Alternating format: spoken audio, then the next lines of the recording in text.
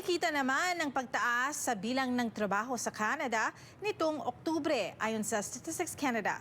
Pero karamihan sa mga ito, part-time. Ang paghimay sa datos sa report na ito. Tumaas ang bilang ng mga taong nakahanap ng trabaho sa Canada ayon sa October Statistics Canada Labor Force Survey. Karamihan sa mga trabaho nakita sa Ontario at Newfoundland and Labrador. Gayunpaman, kahit higit 60,000 trabaho ang nadagdag sa ekonomiya, karamihan sa mga oportunidad, part-time. Period ng heightened uncertainty, nagiging mas cautious sila. So ibig sabihin, kaysa mag-hire sila ng mga full-time, mas ginugusto nilang mag-hire ng mga part-time or mga temporary workers para sila ay maging flexible.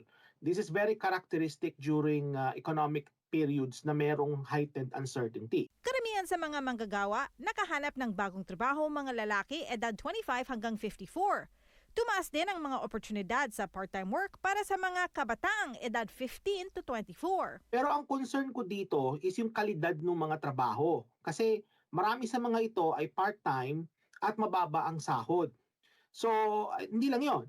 Itong mga ganitong klaseng trabaho, they're precarious and mahirap makapag-transition ito sa mga tinatawag nating stable at career-oriented na mga positions. Bagamat nagkaroon ng mga dagdag trabaho sa retail trade, transportation, warehousing, information and culture at utilities, bumaba naman ang mga oportunidad sa construction. You see, developers are holding off new projects because one, financing is more expensive, but also the demand has cooled down.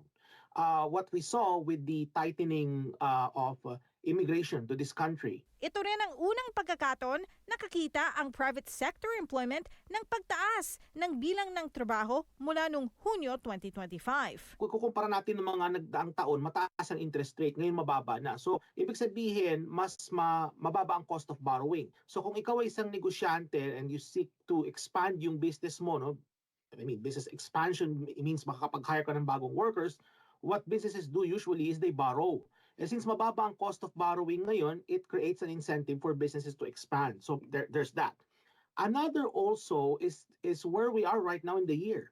So we are now in the bear months. And alam naman natin pag bear months, meron ng holiday season dyan. No? So, pasok na dyan yung seasonality. So kapag ka ganyan, no, yung mga businesses, they're hiring ahead of the holiday season. Pumalo naman ang unemployment rate sa buong Canada sa 6.9% nitong Oktubre.